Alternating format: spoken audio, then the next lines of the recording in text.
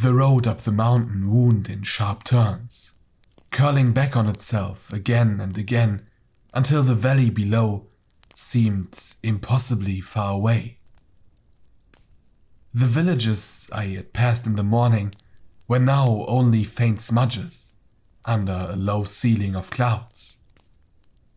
From here, the world looked small, softened by distance, and yet the air grew harsher with every step. Thin, cold, and dry. Each of my breaths left a pale mist behind me that drifted away in the wind. The climb was slower than I'd expected. The path had not been cared for in years. Stones lay loose underfoot, and the pines that clung to the slope leaned crookedly, bent by long winters of snow. Their needles whispered when the gusts moved through, though otherwise the forest was quiet. No birds darted across my path. No deer startled at my approach. Only the crunch of gravel beneath my boots broke the silence. When the observatory came into view, it did so suddenly. One final bend in the road, and there it stood, in a hollow of stone. The dome rose above its foundation, a wide curve of weathered metal, blotched with rust. The walls of dark stone were streaked with lichen, giving them the look of something older than they were. The whole building seemed less abandoned than withdrawn, like a place that had grown accustomed to being left alone. I stopped for some time, simply looking at it. The last time I had seen the observatory, I was no older than 10. My uncle had been standing outside then, tall and thin, his coat buttoned tight against the cold. He had not noticed me at first. I still remember the way he stared upward, his hand raised, as though pointing at something in the sky. When I called to him, he lowered his arm slowly, like a man pulling himself out of a dream. He had given me a quick nod, not unfriendly, but not warm either, before turning back inside. That was the only time I had been this close to the building. My parents had not lingered. They had taken me back down the mountain before night fell. Later, at home, they spoke little about him, except in passing. My father would call him stubborn. My mother said he was brilliant once, though she always added that he had wasted himself by hiding away here. I remember one visit to our home when I was a little older. He came for supper and said almost nothing throughout the meal. His hands trembled slightly as he cut his food. I sat across from him, too nervous to speak, though at one point I gathered the courage to ask him why he lived so far from everyone else. He did not look at me when he answered. His eyes stayed fixed on the window. "It's quieter up there," he said. "And you see more when it's quiet." That was all. My parents exchanged glances, but didn't press him. I thought of that now as I stood at the doors. Heavy oak, scarred and swollen by years of weather. The lock was a lump of rust, though the key fit when I tried it. For a moment I hesitated, the cold metal resting in my hand. Then I turned the key.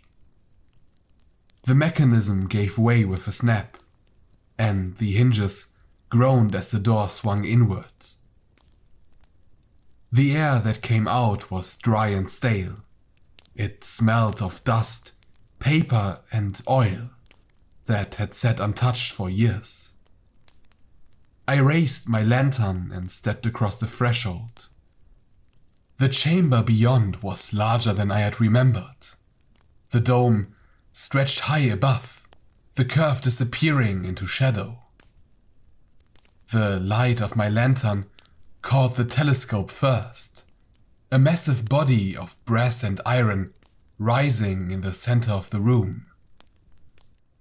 Its barrel reached toward the ceiling, fixed in place like a statue.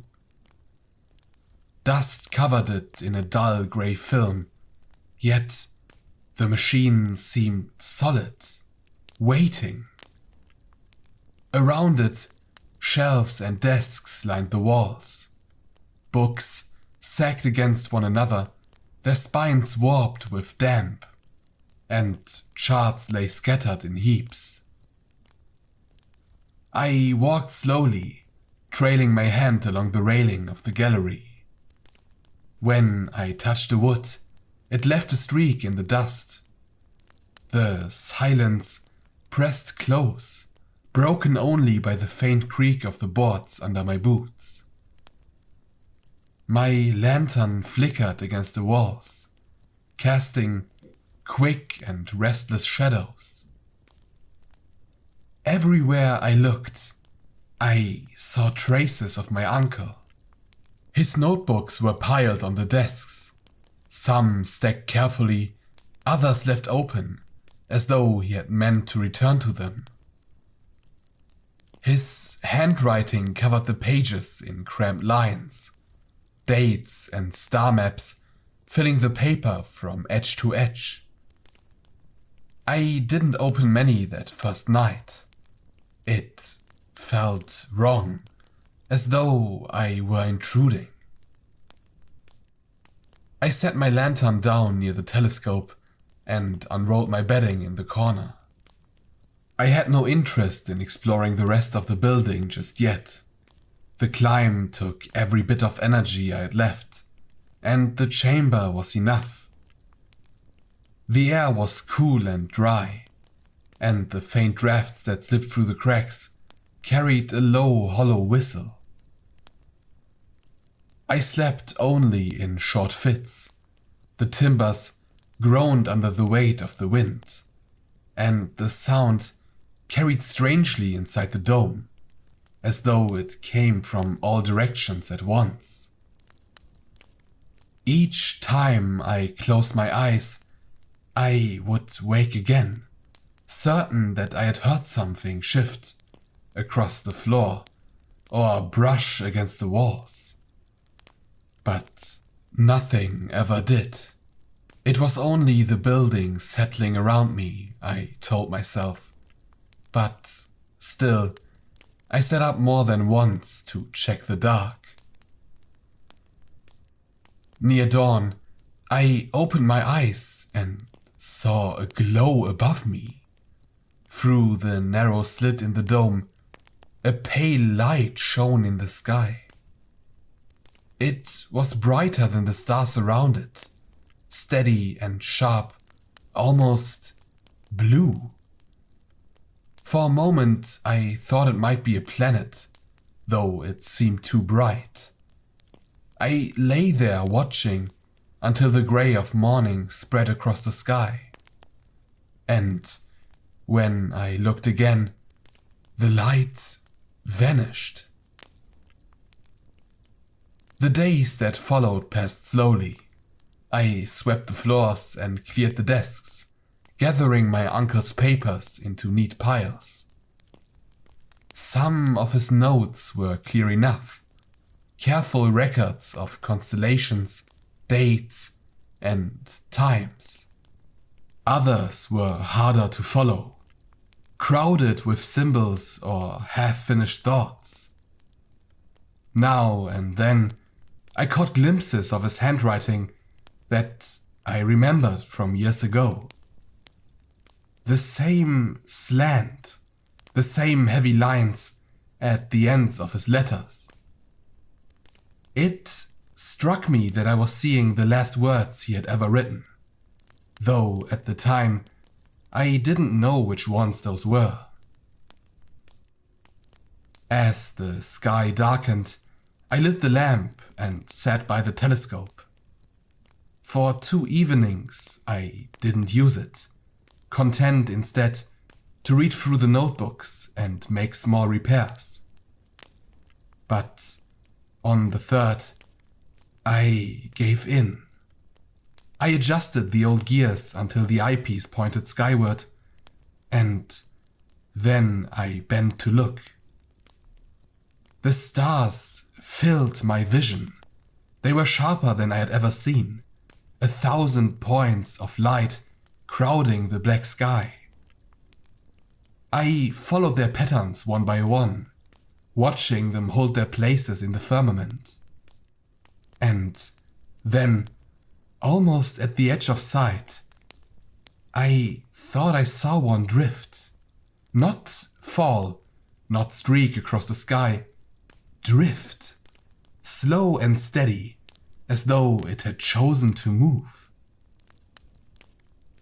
I blinked and checked again, and the stars were still.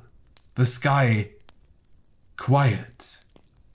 I told myself it was nothing more than a trick of the eye, but the thought stayed with me through the night, and the moment I closed my eyes, I dreamed of a sky that was not fixed at all, but shifting just beyond my sight.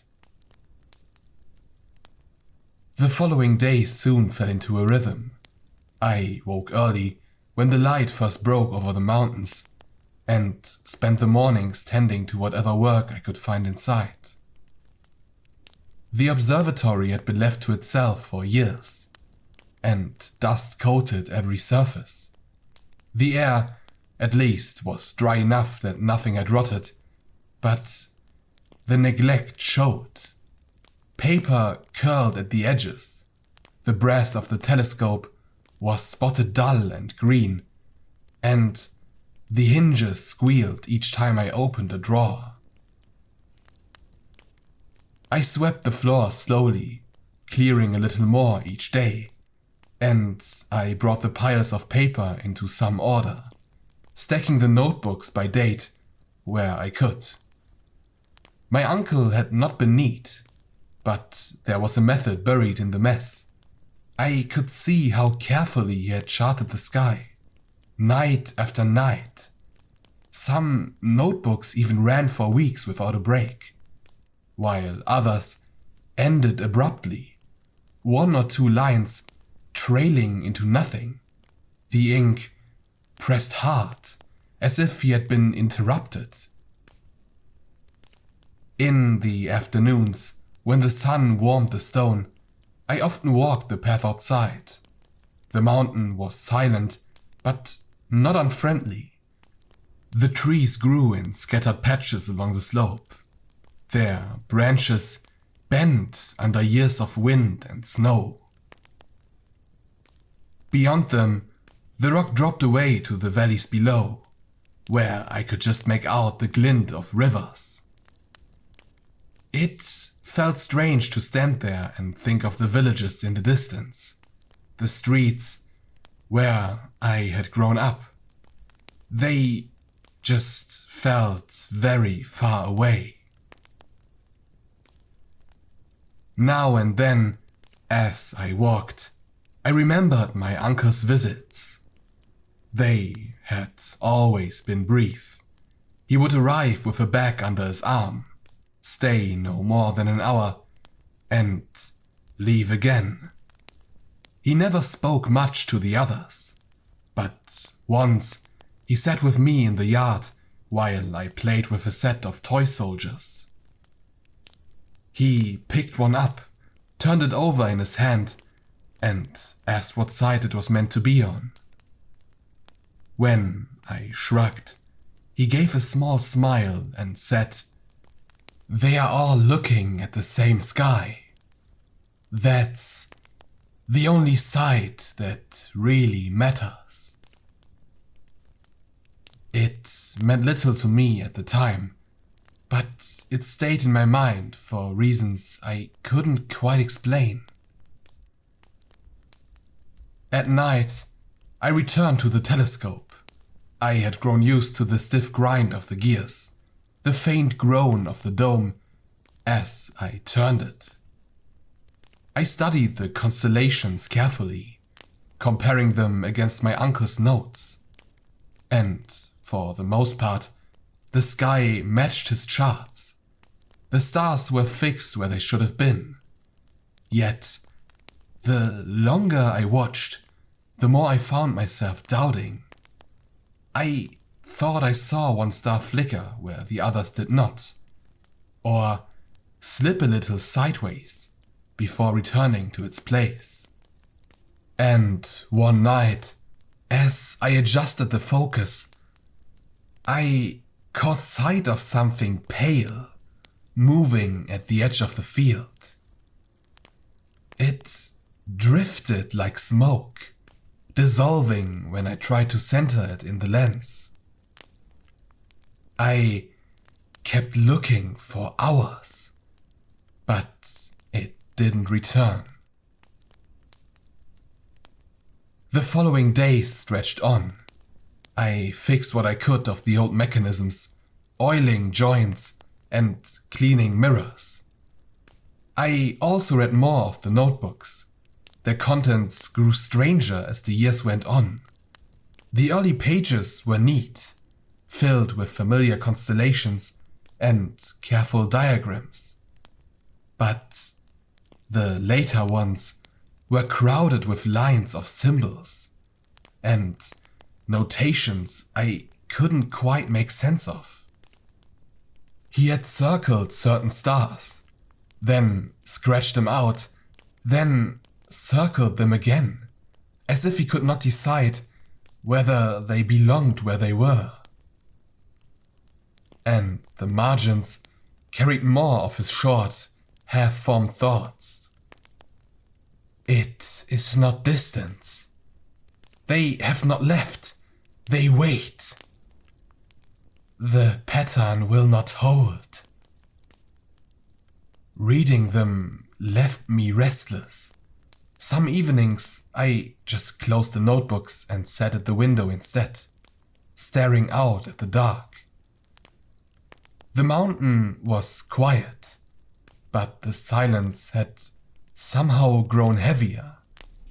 The wind no longer seemed to move the trees the way it had before, and once or twice I thought I saw light between the trunks, a flicker of something pale where no lamp should have been. I tried to dismiss it. My uncle had spent too many years alone, and his writings showed what solitude could do. I was not going to follow the same path, and to remind myself of this, I took to speaking aloud during the day, narrating what I was doing as I swept the floors or sorted the shelves. My own voice reassured me. It made the place feel a bit less empty. Still, the nights pressed harder. The telescope drew me back again and again. I studied the stars until my eyes burned, certain that I would catch something in the act of moving. And more than once, I thought I had, though by the time I blinked and checked the sky, it looked as it always had. I tried to tell myself it was fatigue, but I just kept returning. One evening, as I leaned back from the eyepiece, I found myself speaking to my uncle, as though he were beside me. I asked him what it was he had seen.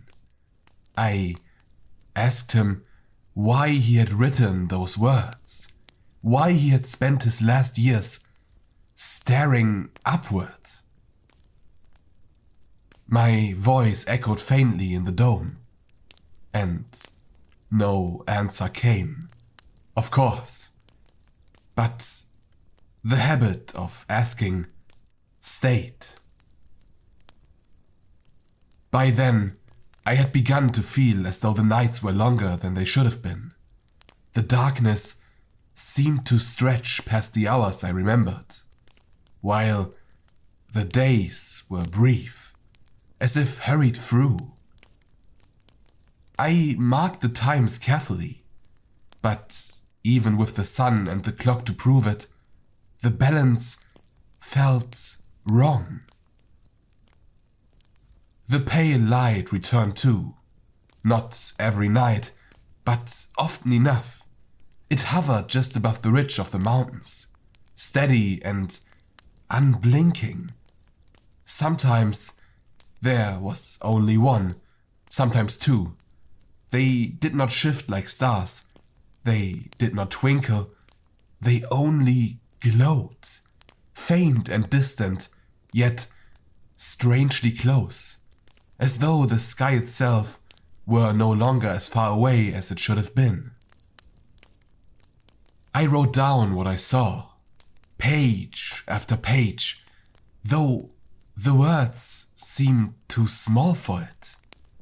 My uncle's notes made no more sense than before, but now I understood why he had kept writing them. Silence begged for words. The sky begged for answers. And each night, when I finally lay down on the cot, I felt the same uneasy thought rise in me. The stars above me were not as fixed as they seemed. The world I had taken for certain might not be certain at all. The days after the arrival of the pale lights felt heavier. I moved through my routine with a kind of hollow attention, tending the observatory, hauling water, cleaning the telescope. But the quiet that once comforted me now pressed like a weight. Even the wind that stirred through the broken shutters felt sharper somehow, brushing against my skin like a silent warning. I couldn't shake the feeling of being observed. I found myself glancing over my shoulder constantly, catching shadows that vanished when I turned. At first, I tried to laugh it off, blaming the long days and the loneliness. But the unease clung, and I realized it had always been there, lurking behind the dull rhythm of chords, peeking from the corners of rooms and edges of trees. Sometimes, when I stopped to rest, I remembered my uncle, not the feverish, distant man who had built this place, but the one who had walked with me among the pines, telling me stories of the sky. His hand had been warm on my shoulder as he pointed to stars I couldn't name. He had said, "Some things watch because they want you to see them, but you must choose whether to look." I had smiled then, thinking it poetic. Now I remembered every word, and it chills me. The lights returned each night, closer than before, slipping along the ridge like slow flames. They seemed to multiply, forming angles and arcs I couldn't name. I tried to record them, but the telescope refused to obey me. Its gears turned too easily, sometimes too stiffly, as if it had a mind of its own. I felt the old machinery leaning towards something in the distance, guiding my eyes. After that, I began to wake at odd hours, drawn to the telescope without remembering moving. Once, I stumbled into the upper gallery, hands gripping the rail, heart hammering, and saw the lights arranged in a white circle above the forest. Their glow was constant and unnatural. I realized they were not simply lights. They were marks of presence. Something waited within them. Something patient. The nights grew colder, the frost creeping along the edges of the observatory windows. The wind howled more insistently, rattling the shutters in a rhythm I couldn't name. And through it all, a low, steady hum threaded the air, vibrating in my chest. It was soft, but insistent, like a voice beneath the world. One particular evening, I found myself standing at the telescope before I realized I had left my bed. The pale lights stretched across the sky, forming a white arc that spanned the whole ridge. Their shapes were no longer delicate glimmers. They were solid, angular, deliberate. I adjusted the lens, and my heart almost stopped. Within that circle of lights, I saw it. A shape, vast, darker than the night, folding the edges of the sky. It was humanoid, though not quite human, a silhouette that moved in impossible ways, bending, stretching, filling the whole space above. Its head tilted, as if considering me, and I felt a pulse of awareness, cold, indifferent, and yet hungry. It didn't speak, but I knew I was seen, truly seen, in a way that made my skin crawl. I quickly stumbled back from the telescope. My hands shook violently. I could barely hold my pen to write. The floorboards beneath me groaned, though the observatory was otherwise still. I wanted to run, to hide, but every step toward the door felt like wading through molasses. The shape above shifted, and the pale lights traced its outline. I heard something then, not words, not a sound I could name, but a pressure in the air, a vibration that sank into my bones. My breath froze in my chest. Every instinct screamed to flee, but my feet refused.